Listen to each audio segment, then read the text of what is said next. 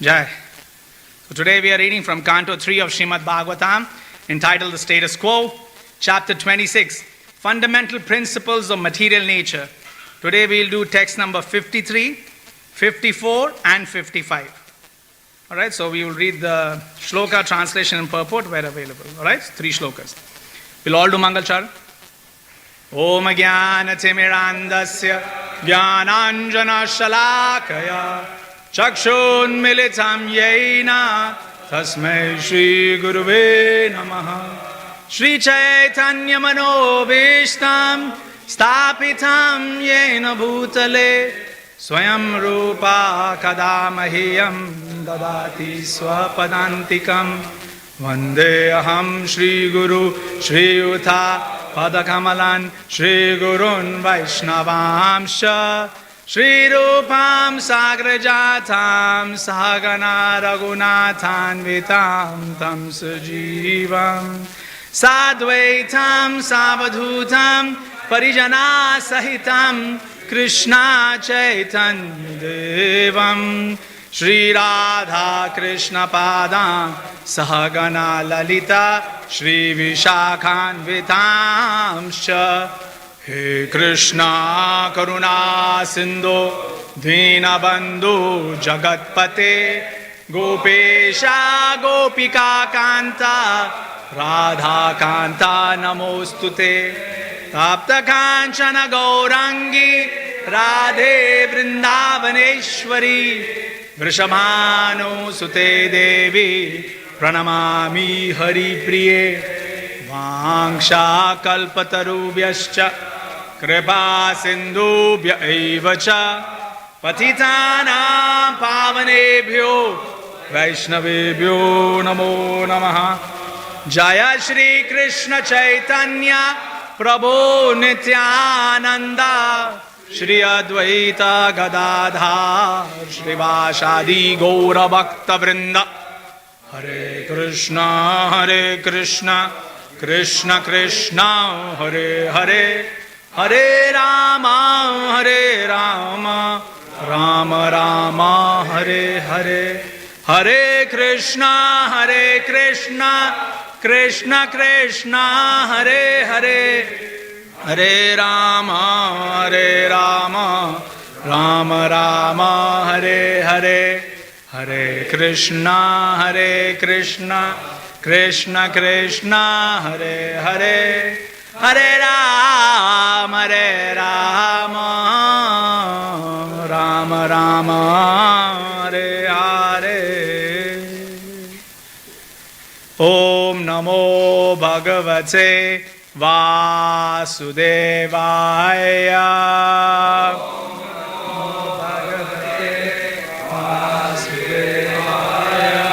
Om Namo Bhagavate Vasudevaya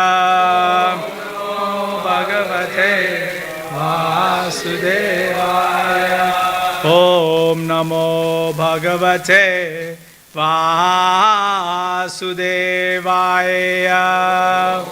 Namo Bhagavate Vasudevaya Narayanam Namaskritya Naram Chaiva Narottamam Devim Saraswatim Vyasam Tato Jayamudire Nashtabrayeshu Bhadreshu Nityam Bhagavad Sevayat Bhagavati Uttama Shloke Bhaktir Bhavati Naishtiki Mukham Karoti Vachalam Pangum Langayate Girim Yat Kripatamaham Vande Shri Guru Dinataranam Paramananda Madhavam Shri Chaitanya Ishwaram.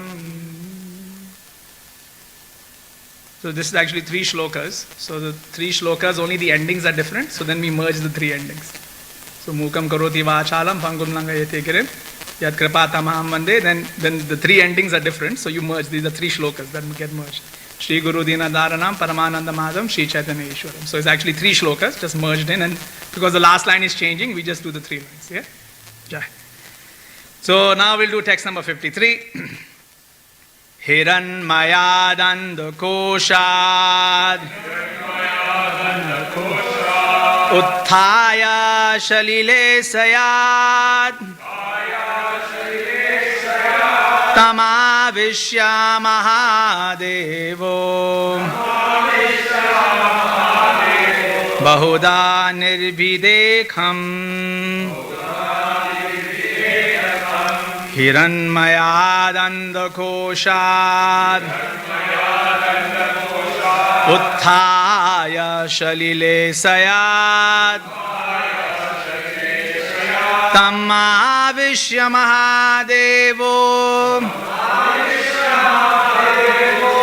Bahuda nirvidekham Vaishnavas.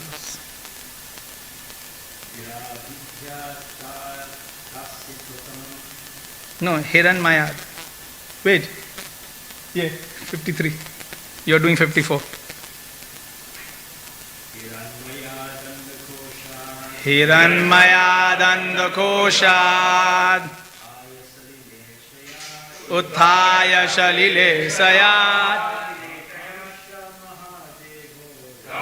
Tamavishya Mahadevo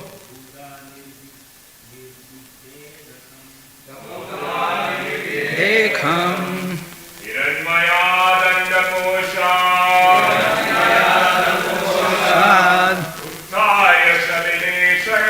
Utthaya shalile sayad Tamavishya Mahadevo Bahuda nirvidekham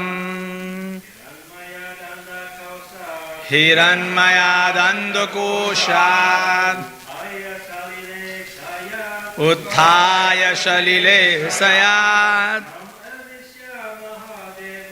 Tamavishya Mahadevo Bahuda nirvidekham. Okay, word for word. Hiranmaya, golden. Andakoshad, from the egg. Utthaya, arising.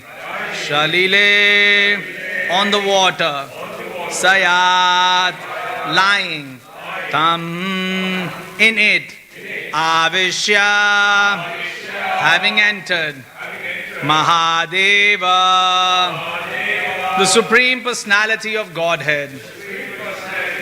Bahuda, in many ways. Nirbiveda, divided. Kham, apertures. Translation by His Divine Grace Abhay Chandarvind Bhaktivedanta Swami Srila Prabhupada ki Jai. Translation. The Supreme Personality of Godhead, the Virata Purusha, situated himself in that golden egg, which was lying on the water, and he divided it into many departments. Text 54.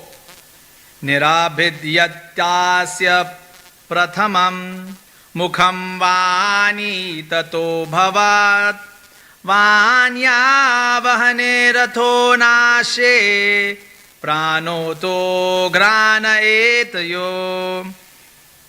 Translation. First of all, a mouth appeared in him, and then came forth the organ of speech, and with it the god of fire, the deity who presides over that organ. Then a pair of nostrils appeared, and in them appeared the olfactory sense, as well as prana, the vital air. Purport. With the manifestation of speech, fire also became manifest. And with manifestation of nostrils, the vital air, the breathing process and the sense of smell also became manifested. Text 55. Granad vayurabidhyetam akshini chakshuretayo Tasmat suryo nyabhidetam karnao shrotram tato disha. Translation. In the wake of the olfactory sense came the wind god, who presides over that sense. Thereafter, a pair of eyes appeared in the universal form, and in them the sense of sight. In the wake of this sense came the sun god, who presides over it. Next, there appeared in him a pair of ears, and in them the auditory sense, and in its wake the Dig Devtas, or the deities who preside over the directions. Purport. The appearance of different bodily parts of the Lord's universal form and the appearance of the presiding deities of those bodily parts is being described.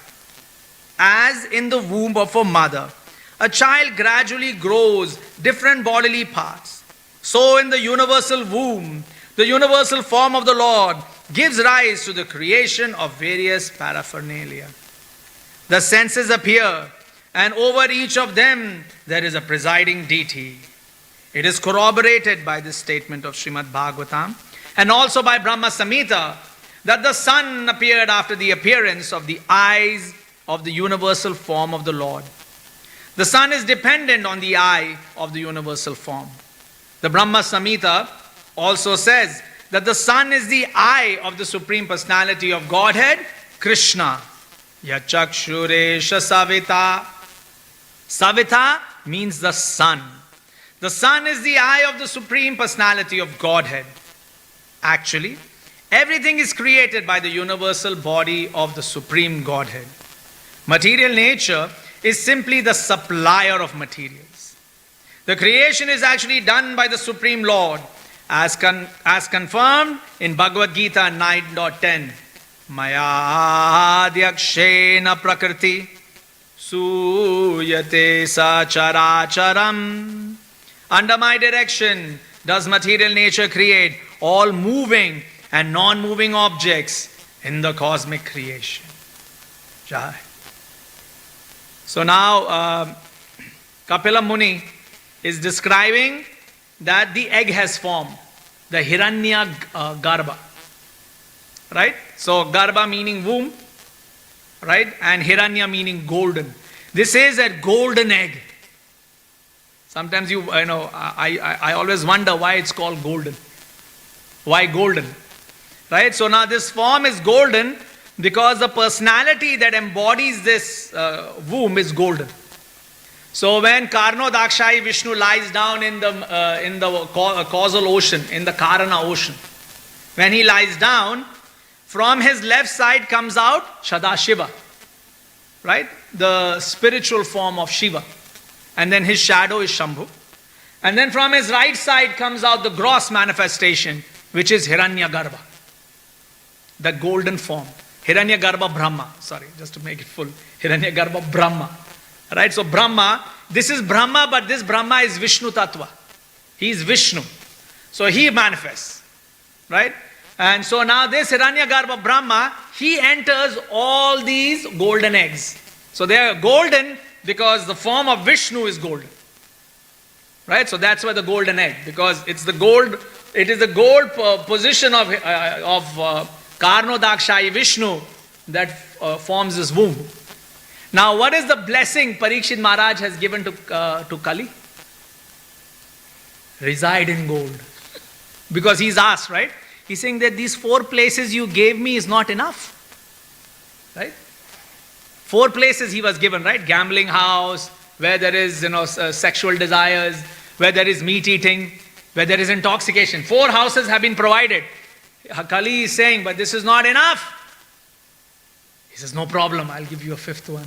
The gold. Wherever there is gold, you may reside. Of course, gold represents wealth, right? Not gold itself, but wealth.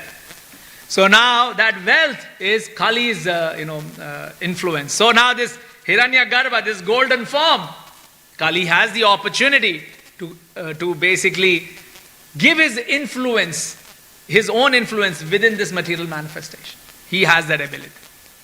Right? So now this golden egg is there, and Hiranyagarbha Brahma, he enters this.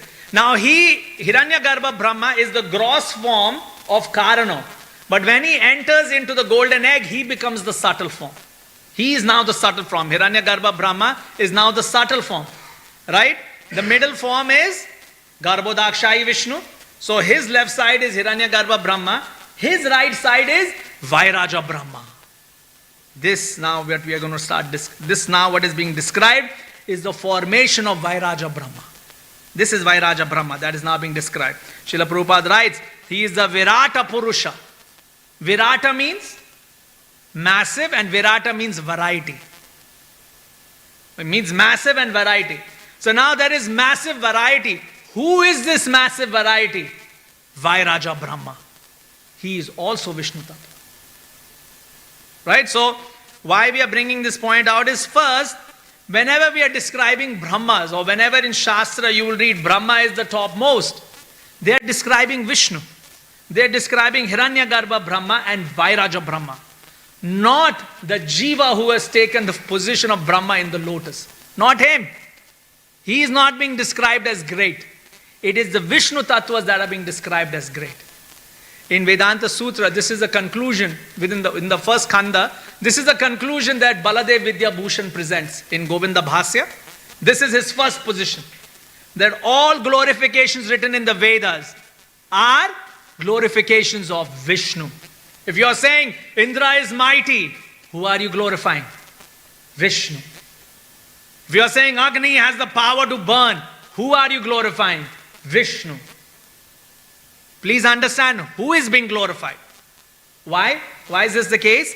Because these templates, this concept of something can burn is Vairaja Brahma. Are you understanding? Agni cannot burn anything. If Agni could burn, why did he come running to Arjuna and Krishna? Why he came running to them? Why? He has the ability to burn, right? Burn. What's the problem? When Ravana stole his wife, Swaha, what happened then? What happened? Where is his ability to burn? Those Vedic Rig Veda shlokas of he can burn anything. What happened? What happened now? Where is that prowess? Who are we describing? Who is being described? Now he comes to Krishna and Arjuna. And now Krishna is saying, okay, I will provide you shelter. Burn. Now he burns. You understand? So this prowess, this power that we are describing, this is all Vishnu. Every Shabda ke Paurusham Nrishu. This is Bhagavad Gita. I'm just telling the last part of the shloka. That Rasoham Apsu Kaunteya. I just remember the first part. I was forgetting the first part. I saw him drinking water. Rasoham Apsu Kaunteya. The taste of water. Prabhasmi Sasasurayo. Pranava Shabda Vedeshu. Shabda ke Paurusham Nrishu. He says, I am that Paurusham, that ability. Many of us are thinking, right? I'm the man. I'm the man. Yes. That I'm the man is Vishnu. You want to understand who we are describing. Right? Whose position is being presented.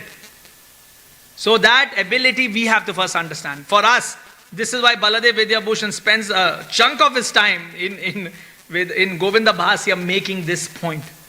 That all abilities being described in the Vedas are for Vishnu. Madhvacharya also does this a lot. Madhvacharya is the...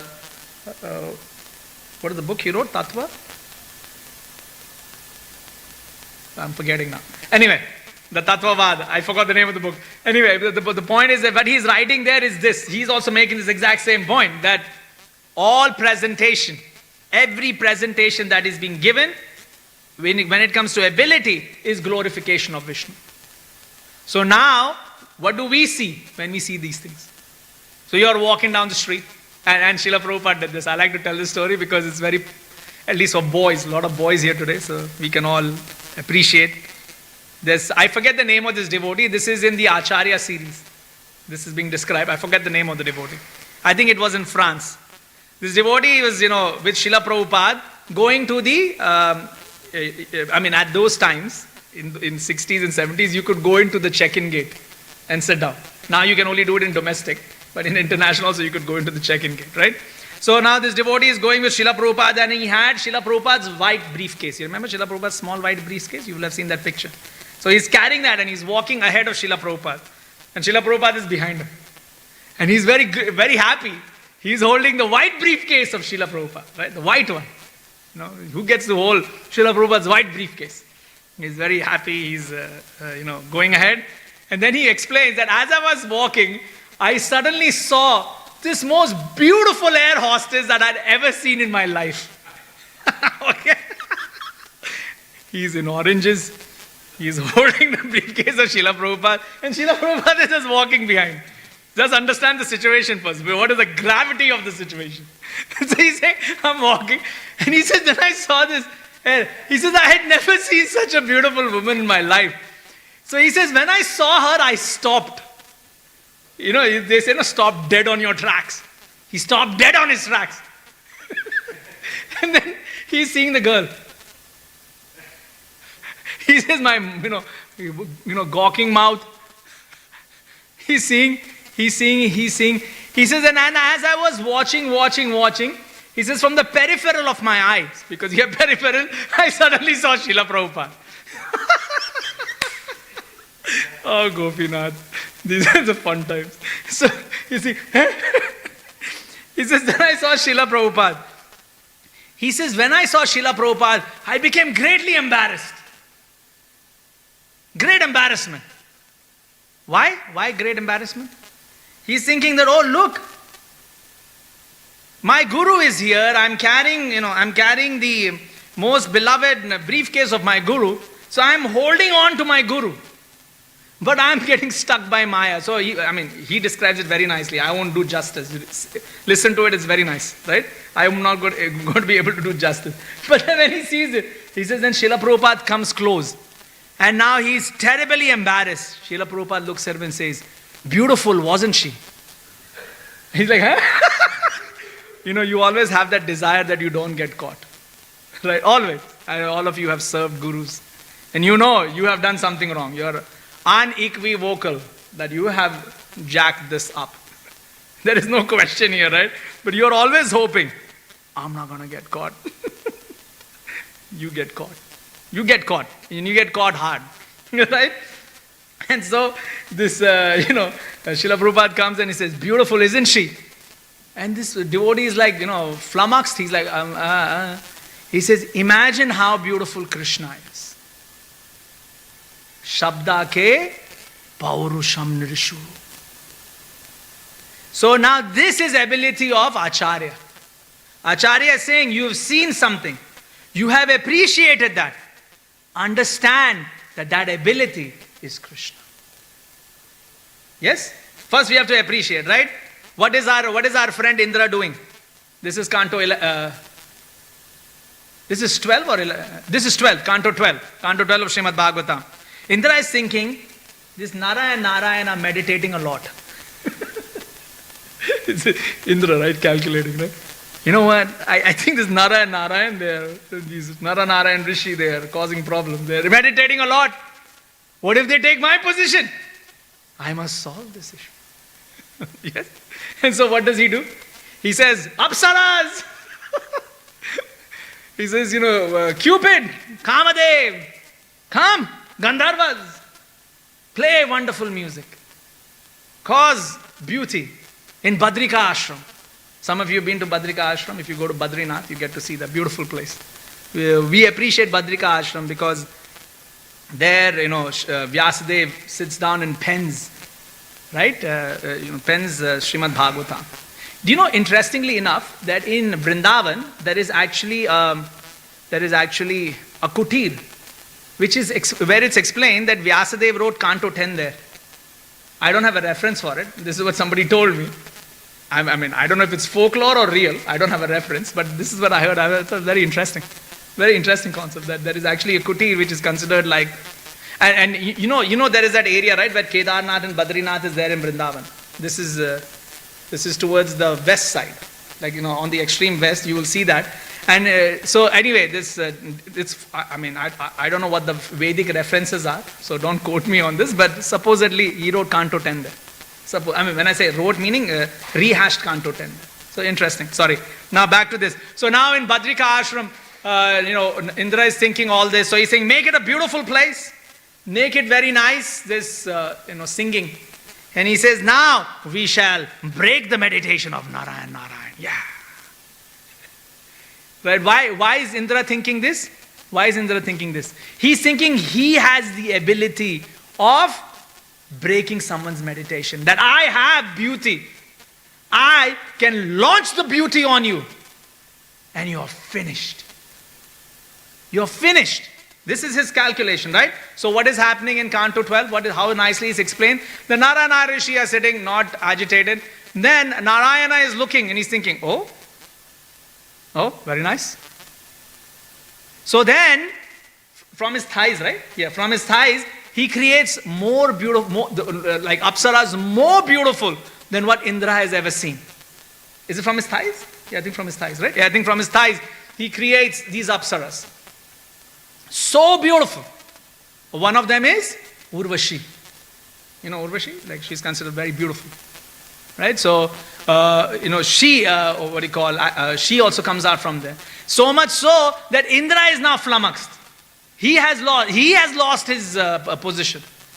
So then Narayan, of course, Lord, Narayana Rishi, they say, okay, don't worry, don't do such things. There's no need to do such things. Right? Especially when, Supreme Personality of Godhead is in front of you. So he blesses them and he says, you take Urvashi with you. Right? You're blessed. Take her. Right? So there is this strength, this ability. Okay? Narayana Rishi are able to produce that beauty. So when Prabhupada is telling this brahmachari, then imagine how beautiful Krishna is. He's truthful. It is explained that if you have some desires of attraction, then you must remember the eyebrows of Krishna. Nice, eh? This is in the prayers for Lord Jagannath. I'm getting old, but the eyebrows of Lord of Gopinath, the eyebrows of Jagannath Baladev Subha. Focus on them. That attraction will go. Nice, isn't it? So beautiful. What a beautiful presentation. Because when you're looking at Radha Gopinath and when you're looking at Lord Jagannath, sometimes you may be feeling, I'm not feeling nice, I'm not feeling healthy. You look at their eyebrows. That desire will go. This is nice, so nice prayers and prayers and ability. So this ability, right? That is Vishnu. So now here this Virata Purusha that is being described, this Vairaja Brahma, he is that ability. Sahasra Shirsha Purusha, 1,000-headed. He's 1,000-headed. Sahasrakshat, Sahasrapad, 1,000 arms, 1,000 legs, 1,000 eyes, 1,000 mouths. Who is this personality? Vairaja Brahma. This is, now we are going to Canto 2. We are like stepping back a little bit. In the Purusha Shukta, what is the name of the chapter? I forgot. The Purusha Shukta prayers. I forgot the name of the chapter, but confirmed. Yeah, thank you. Now, so there, now this all is being described. Who is this Vairaja Brahma? So this is being, he is the personality now who's dividing into many departments. This Bahuda Nirbi Bheda Kham. Although Abheda, although he is one, but now he is Bheda. Now he will split. Are you understanding? This is the Achintya Bheda Tattva. Right? That Lord Chaitanya is presenting. Right? Now he is Nirbi Bheda. Now he is splitting Kham. Different positions. So this is aperture. So I don't know how many, you guys remember kaleidoscopes? You remember your kaleidoscopes? It used to be fun, right, as a kid? You're looking. So, those, because of the apertures, the different angles of the lenses, so many colors are coming. With so many formations and patterns, right? That is Vairaja Brahma. He is just a slight variation, right? And every variation is in Vairaja Brahma. That's why he's 1,000-armed, multifarious armed. Whatever you can think of I am thinking of half crocodile, half man, half this. Yep, available in Vairaja Brahma. Available. Tick. What else? What are we looking for? Come on, give it to me next. Half dragon, half alligator. Yep, there. Tick. Next. Everything is available. All varieties, all formation. That is Vaira. He is aperture. He is the calm. He's all of this. All of this variety. Right? So that is Vairaja Brahma. Now it is explained that when the Vairaja Brahma forms, the first thing that comes is his mouth. So we are now in text 54, okay? Nirabhidyatasya prathamam. Prathamam means first. First thing. What is that break? What is the first aperture that he creates? He says, Mukham vani tato bhavat. Mukham. Right? This mouth. This mukha. Mukha also represents face, by the way. Right? Mukha also represents. But mukham, when you are specifically talking here, because it is mukham vani. So you have to understand how Srila Prabhupada translates. Why the acharyas translate that way. Because it's in mukham vani, so it is the mouth. Right? Because that's where the voice comes from. The sound vibration. So mukham vani is the mouth. He says that this mouth is the first thing that comes. Okay? So what is the first thing our wonderful Acharya Rupa Goswami tells us in Nectar of Instruction? Vacho Vegam. Why begin with Vacha? Because first formation is the mouth. The sound vibration. Are you understanding? The sound vibration is the first thing that gets created. Because the sound vibration is the first thing that gets created, Vegam, control it. Yep. Otherwise, Srila Prabhupada, and this is in Canto 1 of Srimad Bhagavatam and also in Bhagavad Gita, Srila Prabhupada gives such nice examples, right? And in Bhagavatam also these examples are given. That how the power of your voice can destroy you.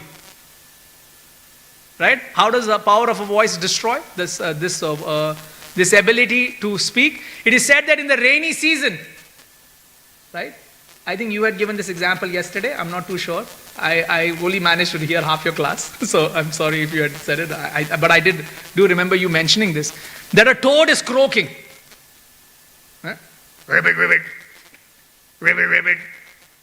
Ribbit, ribbit. Why? It's rain. It's my time. Yeah?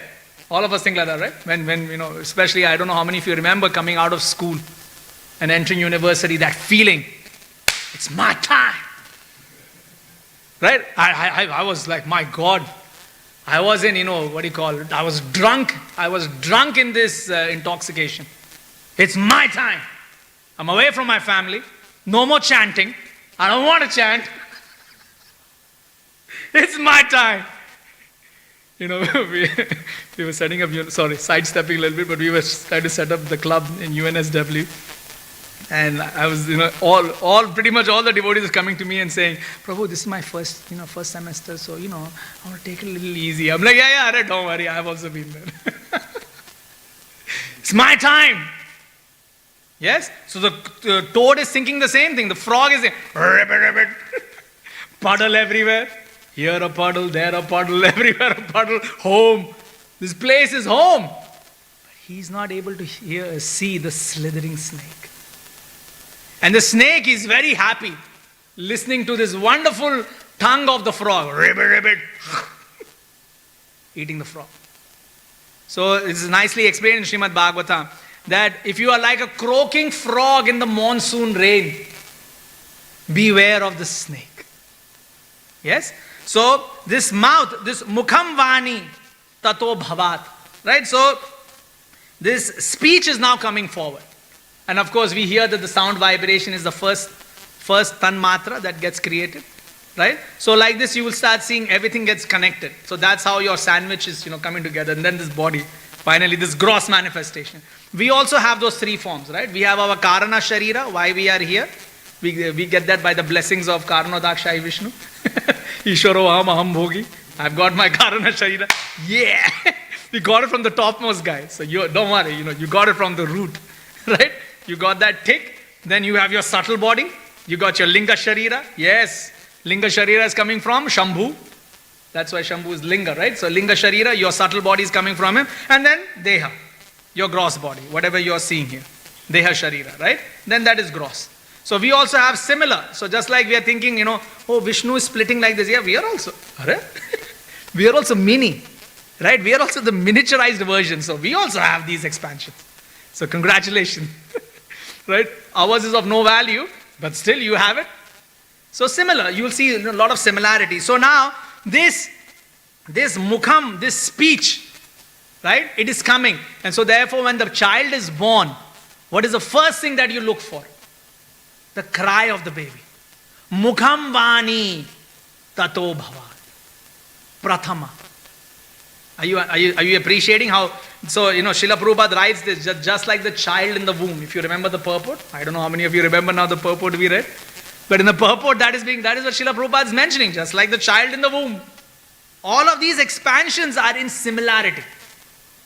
So you also have your little, Hiranyagarbha. We have all come from our little wombs. Right? We have also emanated. Yes. And so then we get heavily influenced by our Karana Sharira, by this desire that I want to be controller and I want to be the enjoyer. Right? We are heavily influenced by this. So then all of our actions, Devamrit Maharaj says, right? I really like this. If you wake up in the morning and you look in the mirror and you see a human, guilty as charged. Yeah, he had said this in Melbourne. I really like this line.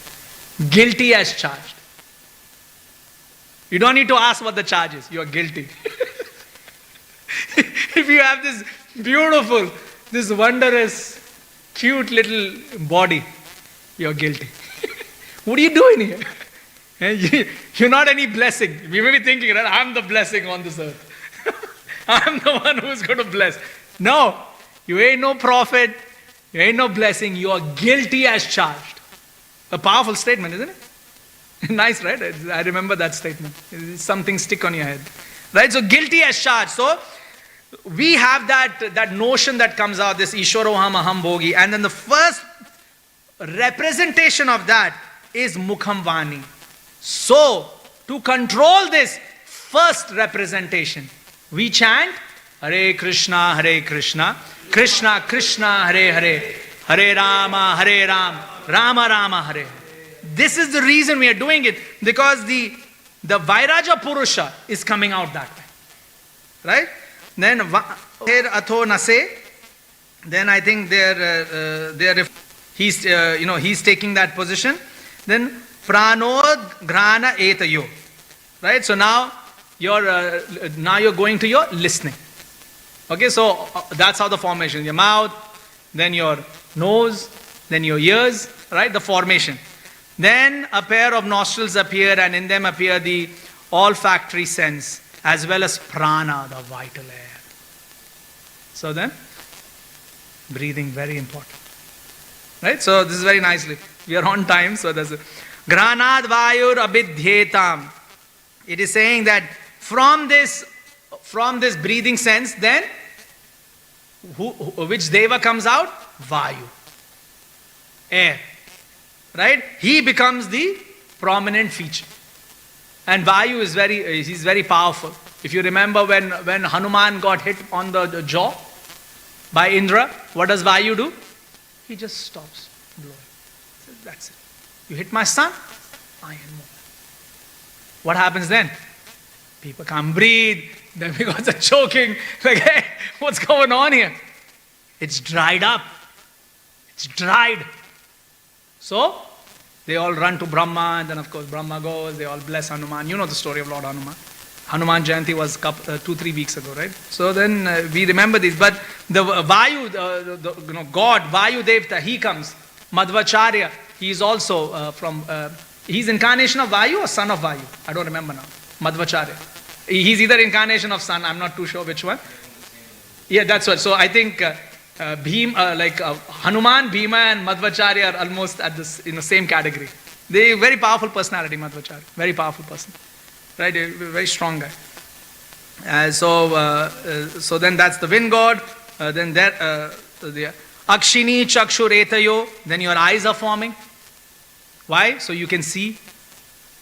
So you'll, and then when we'll come to chapter 31, when you start comparing notes, like look at all of this and start comparing notes on how the child is forming, you will see a lot of similarity.